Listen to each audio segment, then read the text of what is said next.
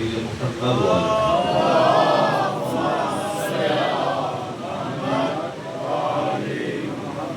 أعوذ بالله من الشيطان الرجيم بسم الله الرحمن الرحيم الحمد لله رب العالمين الحمد لله الذي هو الأول والآخر والظاهر والباطن وله الملك وله الحمد يحيي ويميت ويحيي وهو حي لا يموت بيده الخير وهو على كل شيء قدير والصلاة والسلام على النبي الأمي القرشي الهاشمي المكي المدني الأبتحي التهامي العبد المؤيد والرسول المسدد المصطفى الأمجد المحمود الأحمد حبيب إله العالمين سيدنا ومولانا أبي القاسم محمد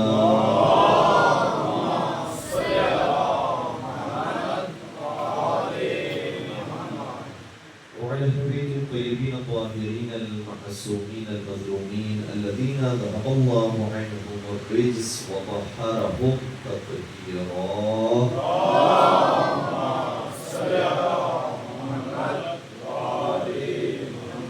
ولعنة الله على أعدائهم أجمعين أما بعد فقد قال الله تبارك وتعالى في محكم كتابه المجيد وفرقانه الحميد بسم الله الرحمن الرحيم والذين جاهدوا فينا لنهدينهم سبلنا وإن الله مع المحسنين درود پڑھ محمد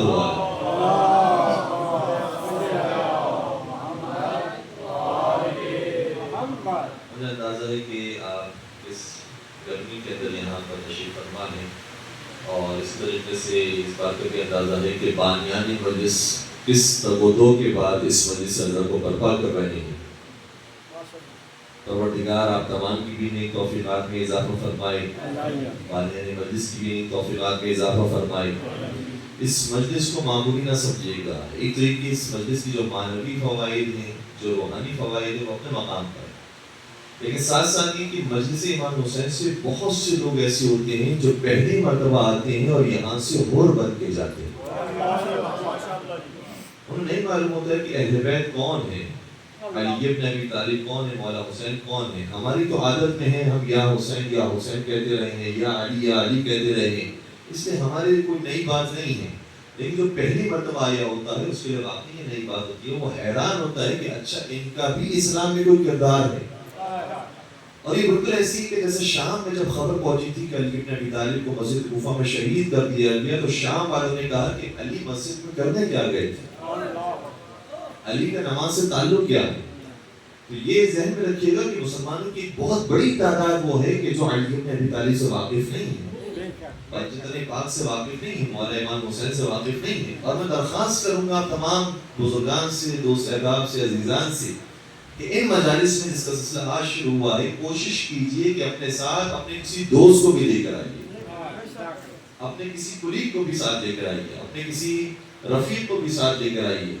جس نے پہلی مرتبہ مجلس میں جانا ہے اس کو ساتھ لے کر آئیے اور بتائیے کہ دیکھیں مجلس کے اندر کسی کو کوئی برا بلا نہیں کہا جاتا.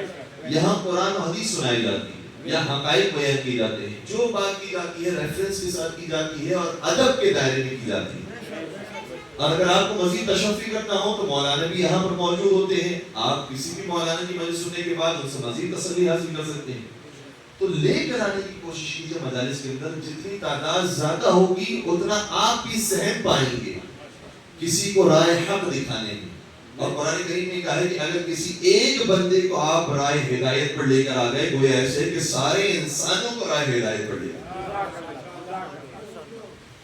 اس قدر اجر و ثواب ہے, اور پھر معنوی اس کی جو لذات ہیں اور جو روحانی اس کی کیفیات ہے وہ تو اپنے مقام پر ہے. ایک صاحب تھے مجلس میں جایا کرتے تھے, لیکن ہر مجلس میں جا کر صرف سبیل پر بیٹھ جایا کرتے تھے, صرف سبیل کی چائے پیا کرتے تھے. ایران کے اندر چائے ملتی ہے, وہ ہر مجلس میں جاتے تھے, مجلس سننے کے لیے اندر نہیں آتے تھے, باہر ہی بیٹھ کر سبیل سے چائے پیا کرتے تھے.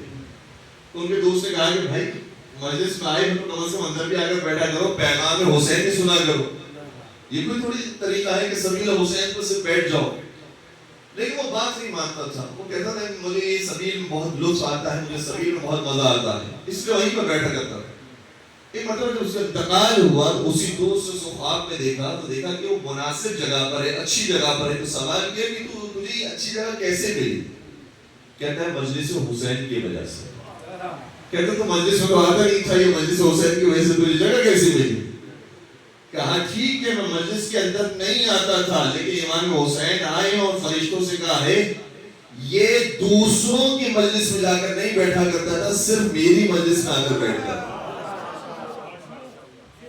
یہ دوسروں کی سبیلوں میں جا کے پانی نہیں پیا کرتا تھا, شربت نہیں پیا کرتا تھا, چائے نہیں پیا کرتا تھا. اگر یہ سبیل پر بیٹھتا بھی تھا تو میری سبیل پر بیٹھتا تھا.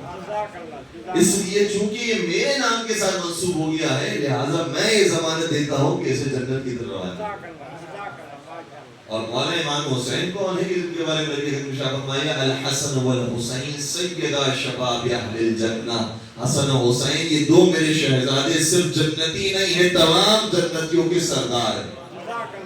سردار کی مرضی ہے کہ کسے جنت میں آنے کی اجازت دے اور کسے جنت میں آنے سے روک دے. مل کر درود پڑھ دیجیے محمد و آل محمد.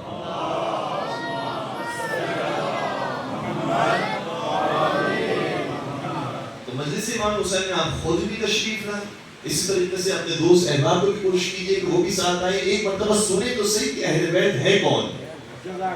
اور آج میں آپ کی خدمت میں یہی کوشش کروں گا کہ وہ افراد جنہوں نے پہلی مرتبہ اہل بیت کا ذکر سنا پھر وہ مکتب اہل بیت میں آئے بغیر رہ نہیں سکے.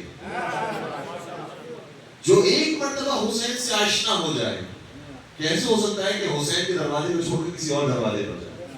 انشاءاللہ ہماری کوشش ہوگی کہ آج کی گفتگو میں ان افراد کا ہم ذکر کریں. سب سے پہلا نام عبد المحسن منعم. عبد المنعم حسن, عبد المنعم حسن کا ہے. یہ پہلے شیعہ دشمنی کے اندر کتابیں لکھتے رہے, اور ظاہر سی بات ہے کہ جب شیعہ دشمنی کی کتاب لکھ رہے تھے تو شیعوں کے جو چیزیں رائج ہیں اس کو ان کو ہٹ کرنا تھا کہ کیا ماتم غلط ہوتا ہے, حضرت علی غلط ہوتی ہے, نعوذ باللہ صحابہ پر سب و شتم کیا جاتا ہے, یہ ساری چیزیں انہوں نے نکالنا شروع کی. تو پھر انہی چیزوں کے اندر انہوں نے دیکھا کہ شیعہ اہل بیت کا بہت ذکر کرتے ہیں. پھر تلاش کیا کہ ہماری کتابوں میں اہل بیت کس قدر موجود ہے, اور جب اپنی ہی کتابوں سے اہل بیت کو پڑھنا شروع کیا تو اندازہ یہ ہوا کہ اہل بیت صرف شیعوں کے نہیں ہیں, اہل بیت سارے مسلمانوں کے. اور جس نقطے نے انہیں تبدیل کیا ہے وہ ذات حضرت فاطمہ زہرا سلام اللہ علیہا کی ذات.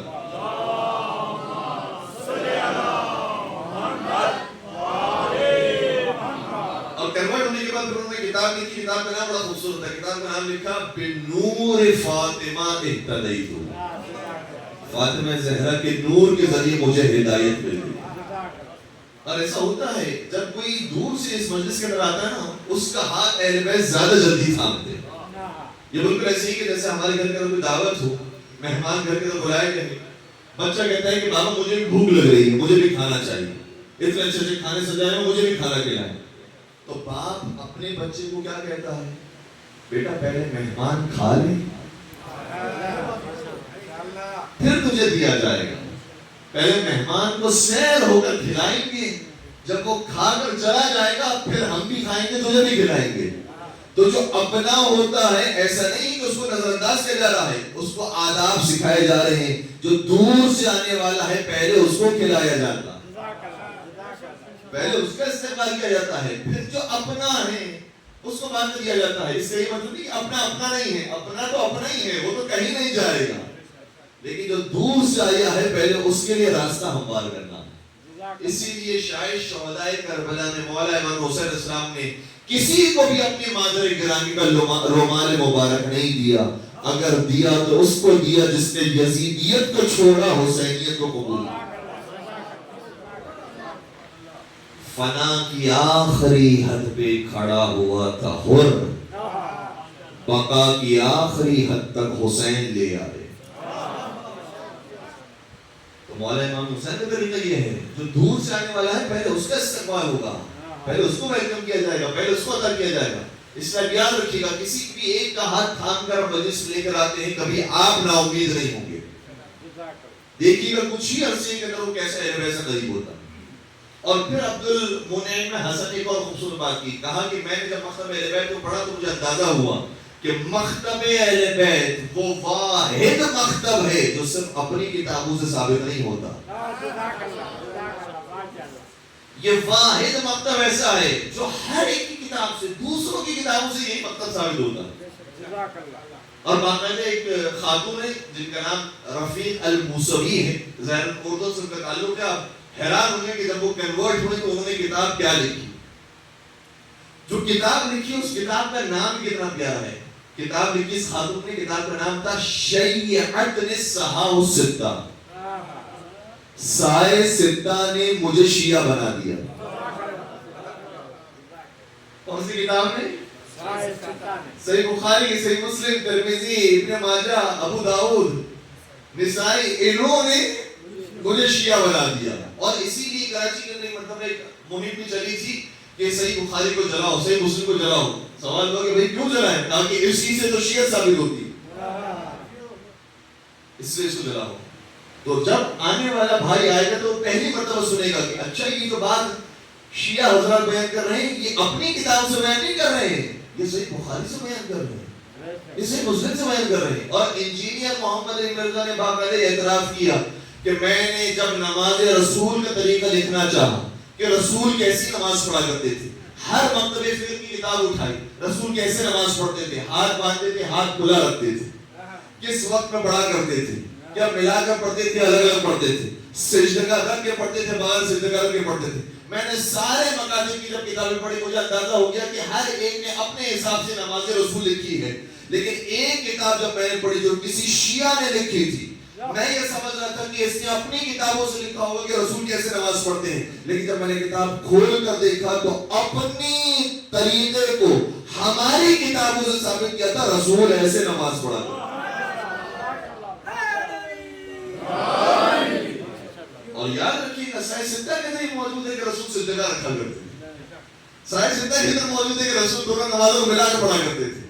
سائے ستہ کے اندر موجود ہے کہ رفع یدین کیا کرتے تھے، ہاتھ کھول کر سیدھا ہاتھ کر کے نماز پڑھا کرتے تھے. اس لیے الحمدللہ جو ایک مرتبہ اس چاشنی کو چکے گا کہ یہ جو بات بیان کر رہے ہیں اتنی اتھارٹی، اتنی مضبوط بات ہے، فوراً اس کا دل مائل ہوگا، منقلب ہوگا. ہاں کبھی کبھار ایسا ہوتا ہے کہ اس کو تھوڑا وقت لگتا ہے، پہلی مرتبہ بات سنتا ہے تو اس کو سمجھ میں نہیں آتی، اپنے مفتی کے پاس بھی جاتا ہے، اپنے مولوی کے پاس بھی جاتا ہے. اور اکثر ایسا ہوتا ہے جب اپنے مولوی کے پاس جاتا ہے تو مولوی جواب دینے کے بجائے کہتا ہے کہ کیا تو مسجد سے ہو کر آیا؟ لگتا ہے تو شیعہ ہو گیا. وہ کہتا ہے میں شیعہ نہیں ہوں، میں تو اہل سنت ہوں.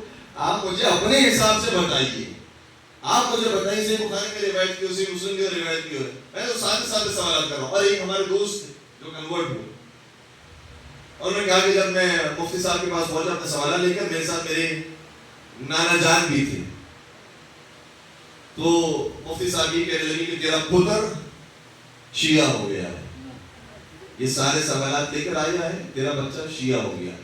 تو نانا کہتے ہیں کہ بھائی بچہ شیعہ ہوا ہے، میں تو نہیں ہوا، مجھے تو جواب دے دو، مجھے تو جواب دے دو. اس لیے آپ کو محسوس ہوگا کہ الحمدللہ جیسے ایسے مذہب حق کا پھیل رہا ہے اور بہت تیزی سے پھیل رہا ہے، جیسے جیسے مذہب حق کا پھیل رہا ہے ایسے ایسے لوگوں کے شعور میں اتنا اضافہ ہو رہا ہے، بہت تیزی سے لوگ آ رہے ہیں مذہب اہل بیت کی طرف. اور کچھ چیزیں ایسی ہیں جو انہیں بہت زیادہ جلدی راغب کرتی ہیں. سب سے پہلے باغ فرق کا معاملہ، یہ فرق کا معاملہ ایسا ہے جو ہماری کتاب کافی کے اندر نہیں، بہار الانوار کے اندر نہیں، وسائل الشیعہ کے اندر نہیں، بلکہ صحیح بخاری میں 5 مقامات پر لکھا ہوا ہے. سیدہ کائنات، خاتون جنت، آیہ تطہیر کی مصداق، ایسی طاہرہ اور معصومہ جن کے لیے اہل بیت کا گھر بنایا گیا. چادر کسا کے اندر آئی، چادر بھی خود کی تھی. تعارف ہوتا ہے ہم فاطمہ و ابوہا و بعلہا و بنوہا، یہ فاطمہ ہے، یہ ان کے پدر بزرگوار. اور پدر کون ہے؟ رسول ہے بابا، علی ہے شوہر، حسن و حسین ہے بچے. یہ فاطمہ کی جو آئے تطہیر کی بھی مصداق. آئے مباہلہ کی طرف بھی کہا کہ ہم جھوٹوں پر اللہ کی لعنت بھیجنے کے لیے جا رہے ہیں. کسی کو نہیں بلایا، نہ دنیا کی کسی صدیق کو نہ صدیقہ کو. اس کو بلایا جو نبی کی زبان سے صدیق بھی تھا اور صدیقہ بھی تھی.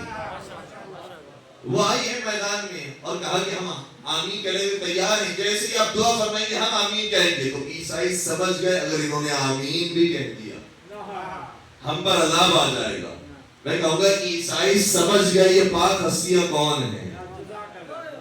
اللہ اکبر. اگر نہ سمجھے تو کون نہ سمجھے؟ جو اپنے آپ کو مسلمان کہتے تھے. اور آیت نے کہا تھا جھوٹوں پر اللہ کی لعنت بھیجی جائے گی. جھوٹوں پر بھیجنے کے لیے کن کا انتخاب کیا جائے گا؟ سچوں کا انتخاب کیا جائے گا. رسول کو اپنے اصحاب میں جو سچے ترین نظر آئے وہ صرف یہ چار تھے. علی کے مرتضیٰ, فاطمہ زہرا, امام حسن, امام حسین.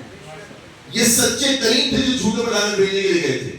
لیکن عجیب بات یہ ہوئی کہ جھوٹوں پر لعنت بھیجنے کے لیے گئے تھے, لعنت تو ہوئی نہیں, موبائل تو ہوا ہی نہیں. ایک سائڈ تو وہی کھڑے رہ گئے, انہوں نے جزیہ دے دیا, بات ختم ہو گئی. میں کہوں گا اے مالک, اگر لعنت بھجوانی نہیں تھی تو انہیں زحمت کیوں دی؟ آیت نازل کیوں کی؟ شاید خدا کی طرف سے آواز آئے گی تو رکو تو صحیح, یہ لعنت بھی رکی ہوئی ہے. ہم نے کہا تھا کہ جھوٹوں پر لعنت بھیجی جائے گی اور بھیجنے کے لیے سچوں کو لایا جائے گا. اب اگر ان جھوٹوں نے ان کو سچا مان لیا ہے اور توبہ کر لی ہے تو اب تاریخ میں دیکھنا کہ کون ایسے ہیں جو ان سچوں کے مقابلے میں پھر آتے ہیں. جو لعنت رکی ہوگی وہ لعنت کسی اور کے لیے نہیں, انہی کے لیے آئے گی کہ جو ان سچوں کو جھوٹا کہنے والا ہو.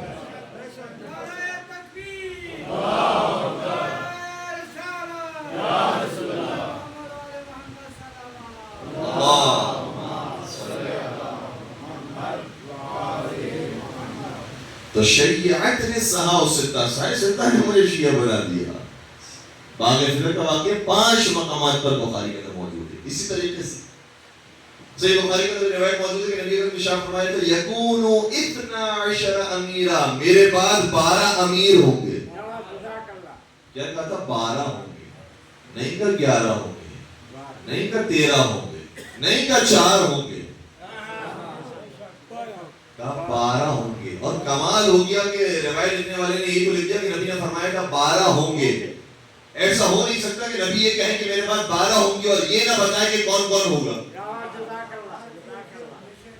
ظاہر سی بات ہے کہ آدمی بتاتا ہے.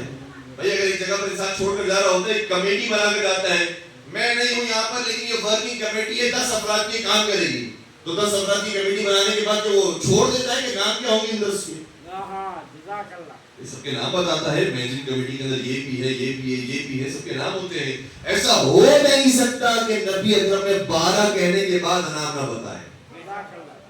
اور وہ بھی ہماری کتابوں کے اندر نہیں, ہمارے بھائیوں کی کتاب کے اندر موجود ہے. صرف تھوڑے سے مطالعے کی ضرورت ہے. فرائض السمتین میں امام جوینی نے روایت لکھی ہے کہ نبی نے فرمایا تھا 12 کون کون ہوں گے. ابن صباغ مالکی نے فصول المہمہ میں لکھا ہے کہ 12 کون کون ہوں گے. نبی نے فرمایا. تذکرۃ الخواص یعنی امت میں جو خاص ترین افراد ہیں ان کے موضوع پر کتاب لکھی ہے سبت ابن جوزی نے. اس میں بھی لکھا ہوا ہے کہ نبی نے فرمایا تھا 12 کون کون ہوں گے. ایسا ہو نہیں سکتا کہ نبی نام بیان نہ کرے. لیکن شاید بعض لوگوں نے جنہوں نے نام نہیں لکھا یہ سوچ کے نہیں لکھا ہوگا کہ نبی کا بس اتنا جملہ رہنے دیتے ہیں کہ 12 ہوں گے, بعد میں خود بنا لیں گے, بعد میں خود پیدا کر لیں گے, خود بنا لیں گے, کیا مشکل ہے. لیکن مسئلہ یہ ہو گیا کہ جب بنانے بیٹھے تو بناتے بناتے تعداد 12 سے تجاوز کر گئی.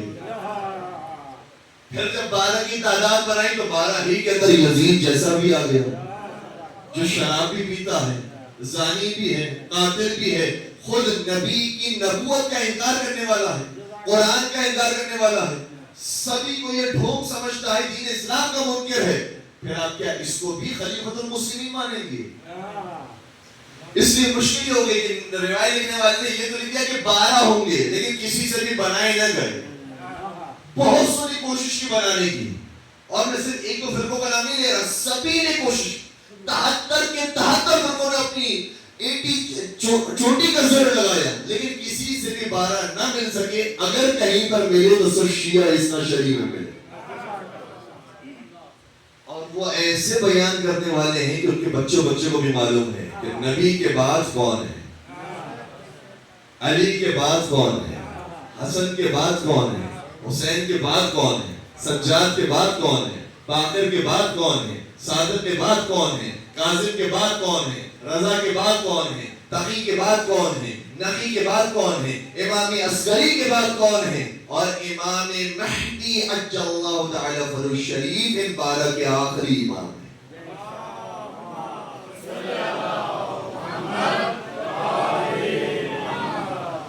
یہ صحیح بخاری کے اندر موجود روایت ہے، یکون 12 امیرا، نبی نے فرمایا تھا میرے 12 امیر ہوں گے۔ اور کسی نے جب ان پر اعتراض کیا کہ بھئی آپ تو 12 امام کہتے ہیں، امیر تو نہیں کہتے ہیں، تو میں نے کہا کہ کاش ہمارے پہلے امام ہی کا لقب پڑھ لیا ہوتا۔ ان کا لقب ہی ہے امیر المؤمنین، امام المتقین، علی بن ابی طالب علیہ السلام۔ یہ ہمارے پہلے امام کا لقب ہے، تو یہ 12 کے 12 امیر ہیں۔ صحیح بخاری کے اندر روایت موجود ہے، صحیح مسلم کے اندر یہی روایت 4 مقامات پر موجود ہے۔ اسلام مطمئن ہو جائے گا۔ الحمدللہ ہمارا جو عقیدہ صرف اپنی کتابوں سے نہیں ہے، سبھی کی کتابوں سے ثابت ہے۔ اس کی ایک مرتبہ مجلس میں حسین میں تو آئی ہے، سنیں تو صحیح یہاں پر کیا بیان ہو رہا ہے۔ اچھا ایک صاحب تھے، ان کے کسی عالم دین سے بحث ہوئی اور گفتگو ہوئی، انہوں نے کہا کہ دیکھیں ہمارے پاس دلیل یہ کہ جب نبی کا وقت آخر تھا تو نبی نے پہلے خلیفہ سے فرمایا تھا جاؤ تم نماز پڑھائی، اور وہ نماز پڑھانے کے لیے آئے، تو ساری امت نے پیچھے نماز پڑھی ہے۔ اس سے ثابت ہوتا ہے کہ نبی نے ان کو اپنا خلیفہ بنایا۔ اچھا مزے کی بات یہ ہے کہ یہی روایت آپ دیکھیں گے خود صاحب ستہ کے اندر بڑے مختلف انداز آپ کو ملے گی۔ بعض کا حتیٰ یہ بھی ہے کہ نبی نے اگر یہ فرمایا کہ تم جاؤ نماز پڑھانے کے لیے، جیسے نبی کو اطلاع ہوئی کہ وہاں وہ نماز پڑھانے پہنچ بھی گیا تو نبی نے مولا علی کا سہارا لیا، جناب عباس ان کے چچا تم کا سہارا لیا اور کہا کہ مجھے وہاں لے چلو جہاں یہ نماز پڑھا رہا، اور وہاں پہنچنے کے بعد اسے ہٹایا محراب سے، خود کھڑے ہو گئے۔ تجھے حق نہیں ہے کہ تو اس طریقے سے دیر ہوتے ہوئے نماز پڑھے۔ اسی طریقے سے بعض دیگر روایات کے اندر یہ ہے عجیب و غریب فلسفی بیان ہوئی کہ نبی آگے نماز پڑھا رہے تھے، یہ صاحب پیچھے نماز پڑھ رہے تھے، ان کے پیچھے باقی ساری امت نماز پڑھی۔ یہ کوئی نیا کنیکشن تھا کہ پہلی صف کے اندر آگے کوئی نہیں کھڑا ہو سکتا، پہلی صف میں سے وہی صاحب کھڑے ہوں گے، باقی ان کے پیچھے کھڑے ہوں گے۔ اچھا ہم مان لیں کہ کسی تھوڑی سی دیر کے لیے کسی اعتبار سے کہ چلے شاید یہ روایت بھی ٹھیک ہوگی، ایک اور خوبصورت سے جواب ذہن میں رکھیے گا۔ ہمارے عالم دین نے اسی وقت میں بدی دیا، کہا کہ اگر ہم مان بھی لیں کہ نبی نے فرمایا تھا کہ تم جاؤ نماز پڑھانے کے لیے اور نبی کے حکم پر وہ نماز پڑھانے کے لیے پہنچا، تو بھی ہم نبی کی اس بات کو نہیں مانیں گے۔ کیوں نہیں مانیں گے؟ اس لیے کیونکہ آپ ہی کی کسی بزرگ نے کہا تھا ان الرجل لا یحجر، کیونکہ کسی اور بزرگ نے کہا تھا نبی کو وقت آخر ہذیان ہو گیا ہے۔ یہ بہکی نعوذ باللہ باتیں کر رہے ہیں، ان کی باتوں کو کوئی اعتبار نہیں ہے، اس لیے تو قلم و کرتاس دینے سے منع کر دیا تھا کہ وقت آخر آ گیا، نبی بہکی باتیں کر رہے ہیں، تو نبی جب قلم و کرتاس مانگے تو ہذیان ہو جاتا ہے، اور وہی نبی وقت آخر کسی کو پیشوا بن جائے تو پورا ٹھیک ہو جاتا ہے۔ ایسا ہو نہیں سکتا، معیار نہیں ہونا چاہیے۔ اگر اس نبی کا وقت آخر ہذیان ہوا ہے بقول ان کے، تو پھر امامت کو کوئی اعتبار ہی نہیں۔ یا تو یہ مانو کہ انہوں نے جو کہا تھا وہ غلط کہا تھا، پھر امامت ٹھیک ہو سکتی ہے، پھر کہنے کی ضرورت کر لو کہ انہوں نے غلط کہا تھا، اور اگر کہہ رہے کہ انہوں نے ٹھیک کہا تھا تو پھر ماننا پڑے گا جو امامت کا حکم دیا ہے وہ بے اساس تھا۔ اس لیے دونوں میں سے کسی بھی ایک کو مانیں گے کوئی بھی حق تک نہیں پہنچ سکے گا، اور دونوں میں سے کسی بھی بات کو ملا نہیں سکے گا۔ اگر اس بزرگ کی بات کو مانیں گے تو پھر امامت ان کا حق ہی نہیں بنتی، کیونکہ نعوذ باللہ آپ ہی کسی بزرگ نے فرمایا تھا کہ نبی نے بہن کی بھی بات کی۔ اور دیکھیے گا کہ نبی کے بارے میں اگر ان کا یہ ایمان ہے تو پھر نبی کے وصی کے بارے میں کیا ایمان ہوگا؟ جب نبی کے بارے میں آپ کا یہ خیال ہے تو نبی کی جانشین کے بارے میں آپ کا یہ خیال ہوگا۔ یہی وجہ ہے کہ نبی کے مقام کو جتنا ہو سکتا تھا گرانے کی کوشش کی تاکہ خلفاء کے مقام کو بلند کر سکیں۔ لیکن الحمدللہ ہم وہی نبی کا مقام رکھتے ہیں کہ جو قرآن نے بیان کیا۔ قرآن کہتا ہے وَمَا يَنْطِقُ عَنِ الْهَوَىٰ ان هو الا وحی یوحا. یہ نبی اپنی زندگی کے کسی بھی مرحلے کے اندر ہو, چاہے بچہ ہو, چاہے جوان ہو, چاہے بوڑھا ہو, کسی بھی موقع پر ہو, چاہے گھر میں ہو, چاہے حضر میں ہو, چاہے مرد کے سامنے ہو, چاہے عورت کے سامنے, چاہے بچے کے سامنے ہو, یہ نبی کلام نہیں کرتا مگر یہ کہ وحی الہی آتی ہے. یہ وحی الہی کے مطابق کلام کرتا ہے. یہ ہمارا عقیدہ ہے. اگر نبی وقت آخر میں وصیت فرمائیں گے تو وحی الہی کے مطابق. یہ ہے ہمارا عقیدہ. اور اسی عقیدے کی بنیاد پر نبی نے جو قلم و کرتاس مانگا تھا وہ بھی وحی الہی کے مطابق مانگا.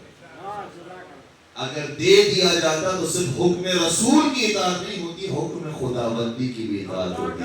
مل کے درود پڑھ دیجئے محمد و آل محمد.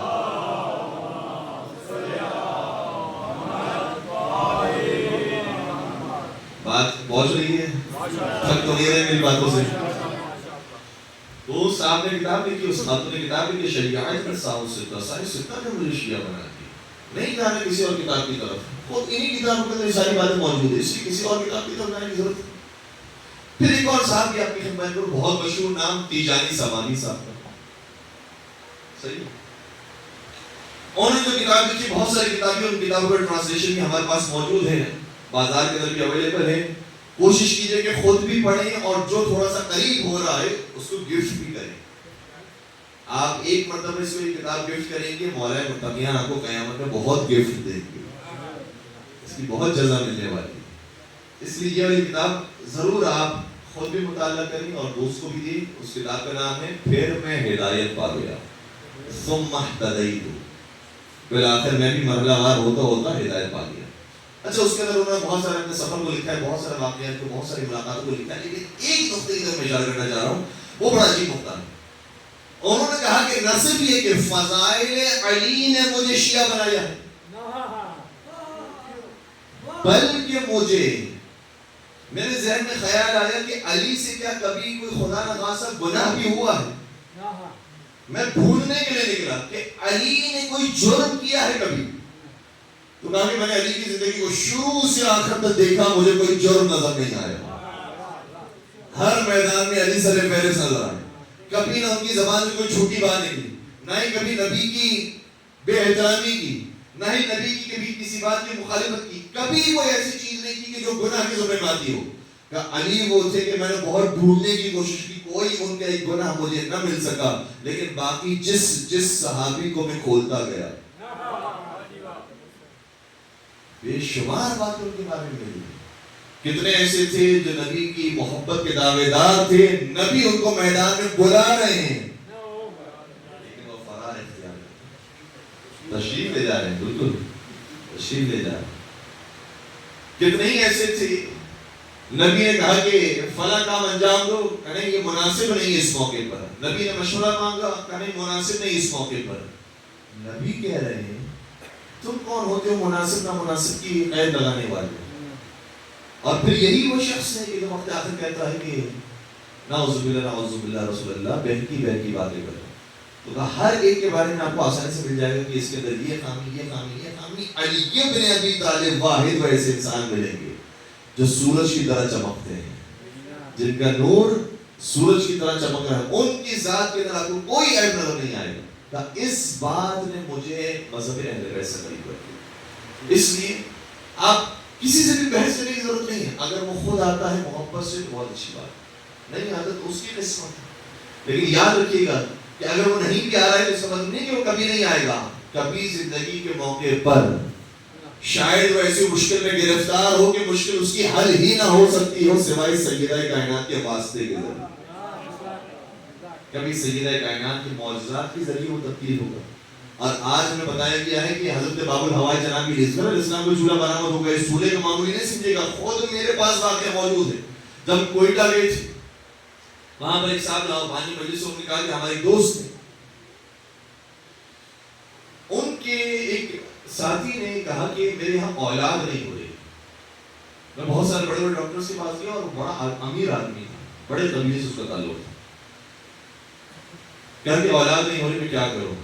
انہوں نے ایسی پیار محبت میں کہہ دیا کہ تم محرم کے وقت آنا, محرم میں آنا, اور تاریخ کو بتا دی 6 محرم کو آنا, کیونکہ 6 محرم کو اس وقت وہاں پر جھولے حضرت علی اصغر علیہ السلام برآمد ہوتا تھا. یہ کہنے کے بعد بھول گئے. 2 مہینے کے بعد 2 سے 3 مہینے کے بعد اس شخص کی علمدار روڈ پر پہنچنے کے بعد کال آئی, میں علمدار روڈ پر موجود ہوں, بتاؤ مجھے جانا کہاں. اس نے کہا کہ آپ تھوڑا سا انتظار کریں, میں آتا ہوں آپ کے پاس. گئے ان کے پاس, ان کی مجلس جو قریب میں ہو رہی تھی وہاں پر لے کر گئے. وہاں پر کہا کہ ابھی تھوڑی دیر کے اندر جا کے مسائل حضرت کے ذکر بیان کریں گے. جب علی اصغر علیہ السلام کے مسائل سننے کے بعد آنکھوں میں نم آ جائے نا, آنسو آ جائے, پھر جھولے کے پاس جانا اور جھولے کے پاس جا کے کہنا پروردگار مجھے اس شہزادے کے پاس سے اولاد عطا. اور اگر تم نے ایسی دعا مانگی اور اولاد مل گئی تو پھر یہ وعدہ کرو کہ نام اصغر رکھو. ٹھیک ہے, ایسی بات ہے کہ 7 سال سے اولاد نہیں ہو رہی تھی, بڑی بڑی مشکلات تھی, اور الحمدللہ پر جتنے پاک ہوئے ان کے ماننے والے ہوں, ہر ایک اتنا مہم, اتنا قیمتی ہے ہر ایک, کہ اگر آپ نے کسی بھی ایک کا بھی واسطہ دے دیا, چاہے جناب مسلم حکیم کا ہو, چاہے حضرت عباس علمدار کا ہو, چاہے شہزادی سکینہ کا ہو, چاہے شہزادی علی اصغر کا ہو نہیں سکتا کہ یہ دعا رد کرے. اس لیے پہنچا وہاں پر جیسا کہا گیا تھا, مسائل ہوئے, مسائل ہونے کے بعد یہ جھولے تک پہنچا. جھولے کے پاس جب پکڑ کے کھڑا ہوا تھا تو پھر دوبارہ سے دوست سے یاد دلایا, تمہیں یاد ہے نا اگر اولاد مل گئی تو نام اصغر رکھنا ہے. تو کہا جی جی مجھے یاد ہے. وہاں پر اس نے حاضری کی.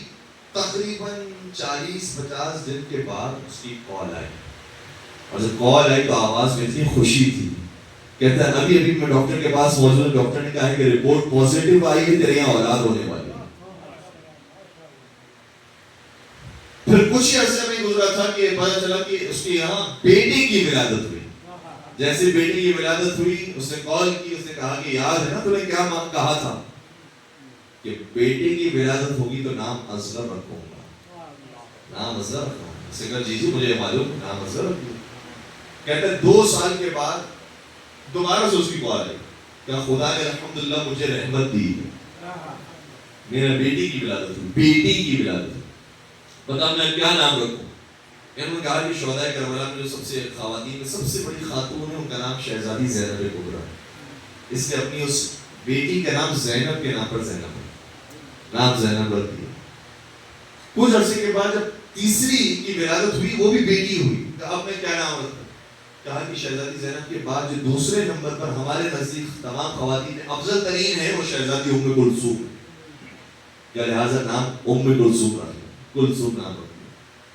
پھر چوتھے کی ولادت ہوئی, پھر لڑکی کی ولادت کا آپ کیا نام رکھوں. کہا کہ اگر شہدائے کربلا میں مردوں میں دیکھنا چاہو تو مولا حسین کے بعد جو سب سے بڑی قربانی دینے والے ہیں وہ ہے حضرت عباس علمدار, لہذا نام عباس رکھو. تھوڑی ہی دیر کے اندر جو اہل بیت کو نہیں بھی مانتا تھا اس کے گھر میں اہل بیت کے نام والے بچے پیدا ہو.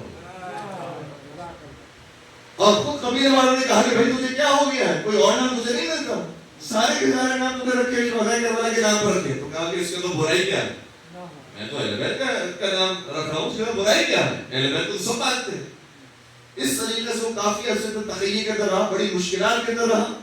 اور جب تک ہماری ملاقات ہوئی اس وقت اس نے بتایا تھا کہ اس وقت تک بھی وہ نماز بھی پڑھتا ہے, اگر اکیلے میں ہوتا ہے تو صحیح مکتب اہل بیت کے مطابق پڑھتا ہے, جب ان کے ساتھ ہوتا ہے تو مجبور ہوتا ہے کہ ان کے طریقے کے مطابق نماز پڑھے. ایسے ایسے لوگوں نے ہجرت کی اور بڑے طویل سفر کیے, اس کے بعد وہ مکتب اہل بیت میں پہنچے. الحمدللہ الحمدللہ ہم تو اس گھرانے میں پیدا ہوئے ہیں کہ جہاں پر ماں نے پہلے سکھایا تھا یا علی یا حسین.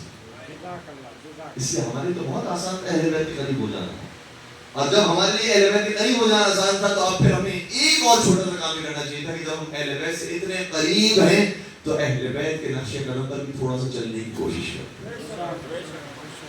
پھر دیکھتے ہیں کہ کیا قیامت آتی ہے اور پوری دنیا میں آنے والی ہے. جو حالات بتا رہے ہیں آپ دیکھیے 40 کا اجتماع کتنا بڑھتا جا رہا ہے. اور اس بار تو مجھے حیرت ہوئی کہ خود جمہوریہ اسلامی پاکستان کے لیے حرکت کی گئی کہ زمینی راستہ بند کر دیا گیا.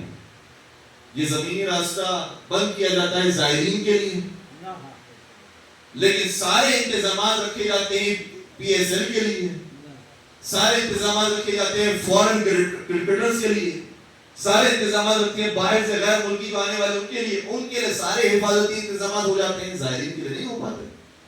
یہ زائرین کے جو آپ کے پاکستانی ہیں, محب وطن پاکستانی ہیں, ان کے لیے وسائل کو تیار نہیں ہو پاتے. تو جب آپ کر سکتے ہیں ان افراد کے لیے تو یقیناً آپ زائرین کے لیے بھی کر سکتے ہیں اور انشاءاللہ کریں گے. ہمیں امید ہے کہ جیسے سے آواز ہماری پہنچنا شروع ہوگی ویسے انشاءاللہ 40 سے پہلے دوبارہ راستہ کھولے گا اور مومنین انشاءاللہ زیارت کربلا اور زیارت امام حسین کربلا پہنچنا جائیں گے.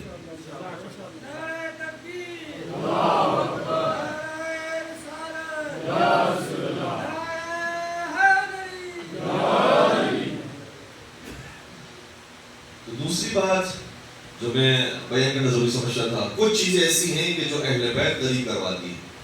یہ کتابیں پڑھیں گے قریب ہو جائیں گے، اہل بیت کے نام سنیں گے قریب ہو جائیں گے، اہل بیت کے فضائل سنیں گے قریب ہو جائیں گے. لیکن ایک اور چیز ہے کہ جو اہل بیت سے قریب کرنے والی ہے وہ ہمارا اور آپ کا کردار. اگر ہمارا کردار اخلاق اچھا ہوگا تو خود بخود یہ قریب ہو جائیں گے. یہی تو وجہ ہے ساتھ سنا حضرت امام موسیٰ کاظم علیہ السلام کے زمانے میں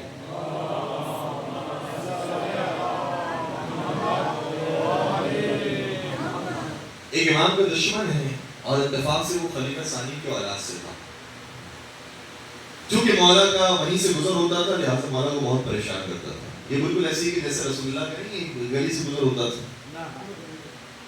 اب مجھے نہیں معلوم کہ وہ داستان ٹھیک یا نہیں ہے لیکن یہ داستان بالکل ٹھیک ہے کہ ساتھ سرکار اس گلی سے جب گزرا کرتے تھے تو بہت پریشان کرتا تھا، سب کو شکم کرتا تھا، ناکدان کرتا تھا. اب امام کے جو حوالی تھے اور امام کے جو اطراف والے تھے انہوں نے کہا کہ مولا آپ ہمیں موقع دیں، ہم اس کو قتل کریں گے، اس کو مار دیں گے.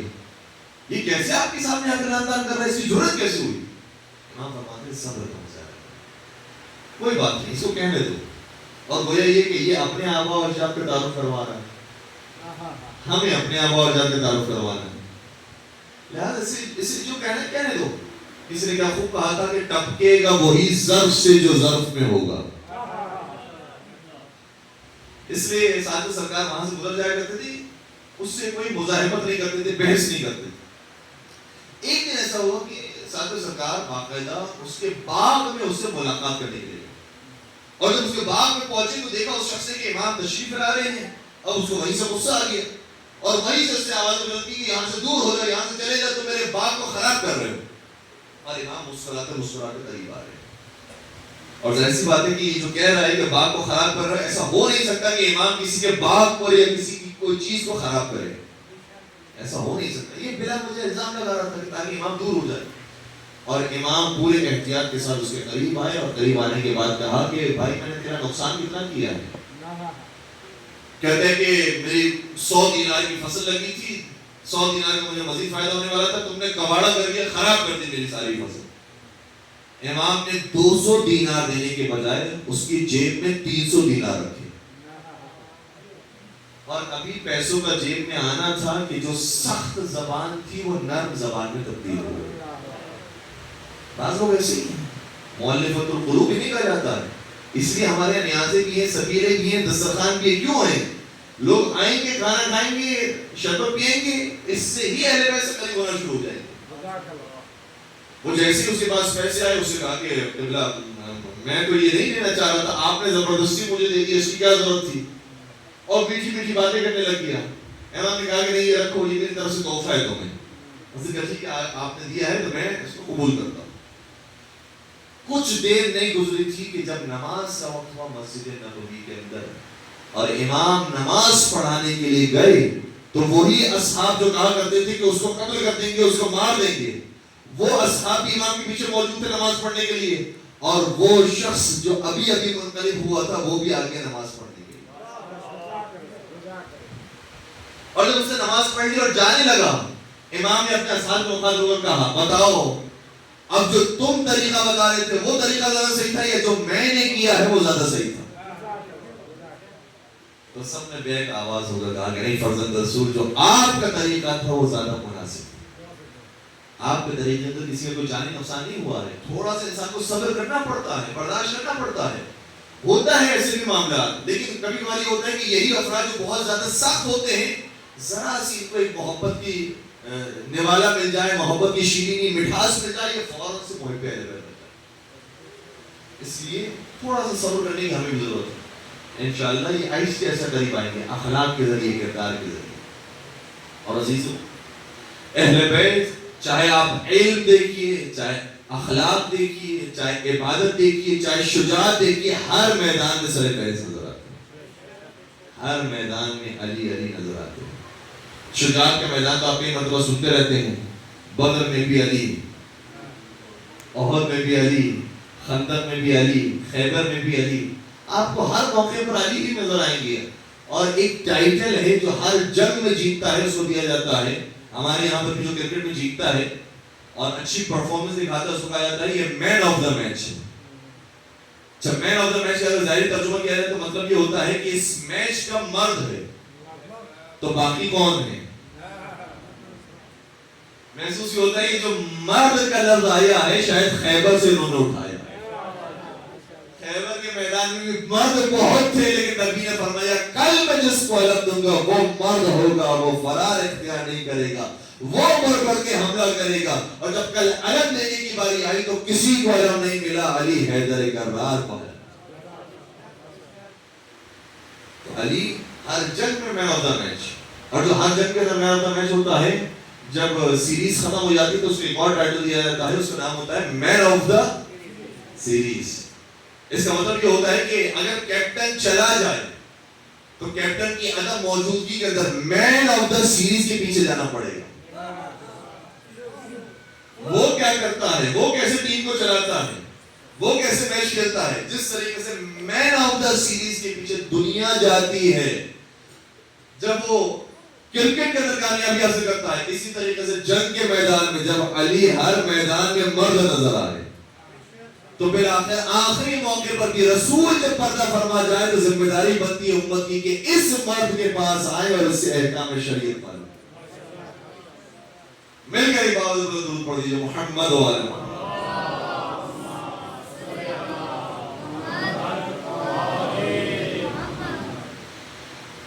اور ایک اور شخص جس کا ذکر میں بیان کرنا بہت ضروری سمجھتا ہوں، یہ ہے منقلب ہوتا ہے آدمی، تھوڑا سا وقت بھی لیتا ہے، تھوڑا سا ٹائم دیجیے گا۔ ہشام آل قدید ایک شخص کا نام ہے، اس کا تعلق بھی ظاہر اردن سے یا شام سے۔ یہ کہتا ہے کہ میرے ایک دوست تھا، جس دوست نے مجھے کتاب دی تھی، جس کتاب کا نام تھا المراجعات۔ اچھا یہ بڑی زبردست کتاب ہے، شرف الدین مسلم کی لکھی ہوئی کتاب ہے۔ اس کتاب کے اندر سارے ریفرنسز موجود ہیں، سارے ریفرنسز موجود ہیں، اور ریفرنسز اپنی کتاب سے نہیں، اپنے بھائیوں کی کتابوں سے موجود۔ کیا المراجعات جب مجھے دی گئی، میں نے اس کو پڑھنا شروع کیا، مجھے بہت شوق تھا پڑھنے کا، میں نے پڑھنا شروع کیا۔ پڑھتے پڑھتے مجھے ایسا ہونے لگا کہ جیسے میں عائش سے ایسے موقع میں لیول سے قریب ہونا شروع کیا، تو میں نے کتاب بند کر دی۔ میں نے کہا کہ یہ میرے دماغ کو الجھا رہی، کتاب بند کر دی۔ کہتے ہیں 700 صفحے کی کتاب تھی، 100 صفحے پڑھنے کے بعد میری ہمت جواب دے گئی اور میرے پیروں سے گویا زمین نکلنے لگی۔ یہ کیا ہو رہا ہے؟ پہلی مرتبہ میں نے سنا ایسا ہوا ہے کہ اہل بیت کے ساتھ۔ اس لیے مزید اور کتاب نہیں پڑھ سکا۔ دوست سے سوال کیا کیا ہوا، کتاب پڑھ لی تم نے؟ کہا کہ نہیں، بس میں تھک گیا ہوں، مزید کتاب نہیں پڑھ سکتا۔ دوست سے کہا کہ کوئی بات نہیں، آہستہ آہستہ کتاب پڑھو۔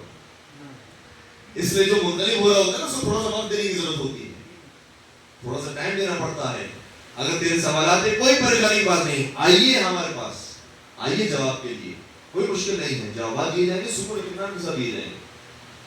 تو پہلے 100 صفحے کی کتاب پڑھی، تھوڑا سا صبر کیا، تحمل کیا، پوری کتاب کو مکمل کیا، اس کے بعد دوسری کتاب پڑھی تیجانی سماوی کی ثم اهتدیت، اور اس کے بعد رہا نہیں کیا، زبان سے جملہ جاری ہوا، لا الہ الا اللہ محمد رسول اللہ علی ولی اللہ۔ آپ مقتدى اہل بیت کی طرف آئیے۔ اس لیے تھوڑا سا ٹائم دینے کی ضرورت ہوتی ہے۔ کبھی کبھار ہم بہت جلد بازی کر رہے ہیں، دیکھو تمہارے سامنے جو دلیل آ گئی ہے تم کیوں قبول نہیں کر رہے؟ نہیں، کوئی آپ کو جبر کرنے کی ضرورت نہیں۔ رسول اللہ نے جب اتنا ٹائم دیا ہے کفار کو، 40 سال تک اپنے آپ کو صادق اور امین کہلواتے رہے، نہیں کہا کہ تم جہنمی ہو، نہیں کہا تم دوزخی ہو، نہیں کہا تم کافر و مشرک ہو گئے ہو، تم ہلاک ہو جاؤ گے، نہیں کہا، صرف اپنا کردار دکھاتے رہے۔ اس کے بعد کہا قولوا لا الہ الا اللہ تفلحوا، تم لا الہ الا اللہ پڑھو اور فلاح پا جاؤ۔ اس میں سے بہت سارے ایسے تھے جو نہیں پڑھنے والے تھے، پیغمبر نے ان کے اوپر بھی شدت نہیں کی، پیار و محبت سے بات کیا کرتے تھے۔ حتیٰ کہ طائف کے اندر یہ جو شیبہ اور عتبہ جو بدر کے میدان میں مارے گئے تھے، یہ طائف میں موجود تھے، کیونکہ طائف ایسی جگہ تھی کہ جہاں پر امیر لوگ رہا کرتے تھے، یہ دونوں بڑے امیر صاحب تھے، یہ وہاں طائف میں موجود تھے۔ دیکھا کہ پیغمبر کو لہو لہان کر دیا گیا ہے، انہوں نے اپنے غلام کو بھیجا، کہا کہ ذرا محمد کو پانی پلا کر. یہ غلام کو پانی پلانے کے لیے چلا، سیاہ رنگ کا غلام تھا. جب رسول کے پاس آیا تو کہا کہ تو کتنا شبیہ معلوم ہوتا ہے بلال کے، تو بتا کہ تیرا نام کیا ہے. اس کا نام بتایا. اس نے کہا کہ میں عیسائی ہوں. کہا کہ عیسائی؟ حضرت عیسیٰ پر میرا سلام ہو. عیسیٰ میرے دوست تھے، میرے بھائی تھے. اب جیسی جملے سنے اس نے کہا کہ آپ کون ہیں؟ کہا کہ میں ان کا بھائی محمد ہوں. جس طرح سے عیسیٰ پر شریعت نازل کی گئی تھی اسی طریقے سے مجھ پر بھی شریعت نازل کی گئی ہے. اور قرآن کی آیتوں کی نبی نے تلاوت کی، قرآن کی آیتیں سننا تھا، یہ وہیں پر بیٹھ گیا. کہنے لگا کہ جو رسول اتنا پیارا ہو، اتنا شفیق ہو، اتنا نرم دل ہو، میرا بھی دل چاہتا ہے کہ اسی رسول کا کلمہ پڑھ لوں. دشمن کا نوکر تھا، لیکن جب نبی کی خدمت میں کچھ دیر کے لیے بھی آیا ہے تو اخلاق دے کر ایسا تبدیل ہوا ہے کہ جن کا نوکر تھا ان کی نوکری کو ان کے منہ پر مارا اور رسول اللہ کی غلامی میں آ گیا. اور یہی کام پھر ہمیں کربلا کے میدان میں نظر آتا ہے کہ جناب ہور وہ کوئی معمولی انسان ہے، افسر تھے، 1000 افراد ان کے ماتحت تھے، جو حکم دینا چاہتے دے سکتے تھے. لیکن جب جناب ہور نے دیکھ لیا ہے مولا حسین کا کردار کیا ہے، یہ صرف اپنوں کو پانی نہیں پلاتے ہیں، ہمیں بھی پانی پلاتے ہیں، گھوڑوں کو بھی پانی پلاتے ہیں، یہ ہم سب کا خیال رکھتے ہیں. جناب ہور کو جب یہ احساس ہوا اخلاق حسین دیکھنے کے بعد، پھر ہور نہیں رہا، ہور علیہ السلام بن گیا. اور شہید سید جعفر نے کیا خوبصورت شعر کہے، اگر بیدار ہے تو پورے بیدار ہیں. شہید سید جعفر کہتے ہیں کہ دعویٰ ہے میرا صقر اور ثقیفہ کے علاوہ. صقر شاید ہو سکتا ہے کہ بزرگان تو جانتے ہیں، لیکن نوجوانوں کے لیے تھوڑا سا سخت لفظ. صقر کہا جاتا ہے جہنم کو، اور ثقیفہ تو آپ مجھ سے زیادہ بہتر جانتے ہیں. دعویٰ ہے میرا صقر اور ثقیفہ کے علاوہ ہر گوشے میں سرور کا عزادار ملے گا. ہر گوشے میں سرور کا عزادار ملے گا. ایک ہو ہی پہ موقوف نہیں، جو بھی ہے آزاد شبیر کی الفت میں گرفتار ملے گا. یہ اخلاق حسین ابن علی تھا جو لوگوں کو تبدیل کرتا رہا. اور صرف ایک ہور نہیں تھی جو تبدیل ہوئے ہیں کربلا کے میدان میں، اور بھی بہت سے تھے کہ جو ہور بنے. حتیٰ امام حسین علیہ السلام وقت آخر گلا کٹ رہا تھا، اس موقع پر بھی لوگوں نے دیکھا کہ حسین کا صبر ایسا ہے. اس موقع پر بھی آپ نے توبہ کی ہے. سعد بن عبداللہ نے، ابو الحطوف نے اس موقع پر بھی آپ نے توبہ کی اور مولانا ہونے پہ قبول کیا. اور بعض علماء سوال کرتے ہیں اور خود جواب پھر دیتے ہیں کہ یہ کیا وجہ ہے کہ حسین جو شجاعوں کے شجاع تھے، جو سید المجاہدین تھے، انہیں تو چاہیے تھا کہ عاشور کے دن سب سے پہلے جاتے جہاد کرنے کے لیے، سب سے آخر میں کیوں گئے؟ آدمی کو چاہیے کہ صفحہ اول میں ہونا چاہیے، سب سے آخر میں کیوں موجود ہے؟ اس آنے کے دن بڑا خوبصورت جواب دیا کہ بات یہ ہے کہ اگر حسین پہلے جا کر شہید ہو جاتے نا تو توبہ کا دروازہ بھی بند ہو جاتا. حسین نہیں چاہتے تھے کہ توبہ کا دروازہ جلدی بند ہو، کھلا رہے دروازہ. میرے حبیب کو دیکھو، میرا دوست مر رہا ہے لیکن حسین صبر کر رہا ہے. میرے زہیر کو دیکھو، وہ شہید ہو رہے ہیں لیکن حسین صبر کر رہا ہے. اور یہاں تک کہ وقت وہ آیا کہ پھر علی اکبر بھی جانے کا وقت. اور شہزادی علی اکبر کی وقت وہ فوج اشکیں سمجھ رہی تھی کہ حسین کا سب نڈھال ہو جائیں گے، بے ہوش ہو جائیں گے اکبر کی جہاد کو دیکھنے کے بعد. لیکن جب دیکھا کہ صبر حسین تو کسی اور ہی معراج پر ہے، اس کے بعد پھر ایسے ایسے لوگ منقلب ہوئے، شبیہ رسول بھی مارے گئے. اب تو حسین کا کوئی آسرا نہیں. پھر قاسم بھی شہید ہوئے، جناب مولانا محمد بھی شہید ہوئے. پھر غازی عباس کی باری آئی، اور غازی عباس بھی جب نہر کے قریب گئے ہیں اور اپنے ہاتھوں کو کٹوا کے وہ بھی شہید ہو گئے. اب دنیا نے سمجھ لیا کہ حسین ہار مان جائیں گے، اب تو کوئی باقی نہیں رہا. لیکن حسین علی کے بیٹے ہیں، حسین نبی کے نواسی ہیں، کسی موقع پر بھی ہار نہیں مان سکتے تھے. اس لیے مولا امام حسین کھڑے رہے اور اس وقت بھی دعوت دی، مجھے پہچانو میں کون ہوں. میرا نانا رسول خدا، میرے بابا علی مرتضیٰ، میری ماں فاطمہ زہرا، میں صفا و مروہ کا مالک ہوں، میں خانہ کعبہ کا وارث ہوں. تم میرے قتل کی کیوں پیاسے ہو گئے ہو؟ کیا میں نے تمہارے مردوں کو مارا ہے؟ کیا میں نے کوئی چوری کی ہے؟ کیا میں نے کوئی ناموس پر ہاتھ ڈالا ہے؟ میرا قصور کیا ہے؟ اور جب کوئی آواز نہ آئی تو پھر عمر سعد نے آواز بڑھ کر کے کہا بغضا لابیک، ہمیں دشمنی تجھ سے نہیں ہے، تیرے باپ سے ہے۔ باپ علی نے ہمارے باپوں کو مارا تھا، ہمارے چچا کو مارا تھا، ہمارے بھائیوں کو مارا تھا، لہذا اس کی دشمنی تجھ سے نکال دیں۔ آئے علی، کبھی خود شہید ہوئے ہیں، کبھی اولادیں شہید ہوئی ہیں، کبھی بیٹیاں شہر بشہر پھرائی گئی ہیں۔ یہ قسمت جو علی کو ملی ہے وہ کیسی نبی کو بھی نہیں ملی۔ کسی نبی کی بھی بیٹیاں بھی اس طرح سے سی نہیں ہوئی ہیں جیسے مولا علی کی ہوئی۔ آدم علیہ السلام، نوح علیہ السلام، ابراہیم علیہ السلام، ان کی آل بہت پاک تھی، لیکن اس کے باوجود بھی کہیں نہیں ملتا کہ ابراہیم علیہ السلام کی آل کو شہر بشہر پھیلایا گیا۔ ہاں، ایک دعا ہے جو جناب ابراہیم کی ملتی ہے۔ جناب ابراہیم نے دعا کی کہ پالنے والے تو نے مجھے اسماعیل بھی دے دیا، مجھے اسحاق بھی دے دیا، اب دل یہ چاہتا ہے کہ تو مجھے ایک بیٹی بھی دے دے، اور بیٹی میں اس لیے مانگ رہا ہوں تاکہ وہ بیٹی میرے مرنے کے اوپر بہت روئے، کیونکہ بیٹیاں باپ کے اوپر بہت روتی ہیں۔ بیٹیوں کی محبت باپ سے الگ ہوتی ہے، بیٹے بھی محبت کرتے ہیں، لیکن بیٹوں کی محبت کا اظہار ویسے نہیں ہوتا جیسے بیٹیوں کا ہوتا ہے۔ ایک صاحب کی کیا ولادت ہوئی، بیٹے کی ولادت ہوئی، پھر بیٹے کی ولادت ہوئی، پھر بیٹے کی ولادت ہوئی، وہ آتے رہے استاد کے سامنے اور کہتے رہے کہ میرے بیٹے کی ولادت ہوئی، استاد مبارکباد دیتے رہے، لیکن جب چوتھی مرتبہ بیٹی کی ولادت ہوئی نا، استاد نے کہا اب تجھے پتا چلے گا کہ باپ ہونا کسے کہتے ہیں، اب تجھے لذت محسوس ہوگی باپ ہونے کی۔ جو بیٹیاں تیرے لاڈ اٹھائے گی، جو بیٹیاں تیرے ساتھ ساتھ رہے گی، جو بیٹیاں تیرے چکر کاٹے گی، جو بیٹیاں تیرے جوتے سیدھی کرے گی، جو بیٹیاں تجھے لباس لا کر دے گی، جو بیٹیاں تیرے کھانے پر انتظار کرے گی، ویسے بیٹے بھی نہیں کرتے۔ ابراہیم علیہ السلام نے بھی بیٹی مانگی تھی، اور ایک بیٹی مولا حسین نے مانگی، پروردگار مجھے بھی ایک بیٹی دے دے، اور جو بیٹی میری ایسی بیٹی جس کا نام ہی سکینہ پڑ گیا، اس بچی کو سکون ہی آتا تھا باپ کے سینے پر۔ مولا حسین فرماتے مجھے وہ گھر پسند نہیں ہے جس گھر میں رباب اور سکینہ دکھائی نہ دے۔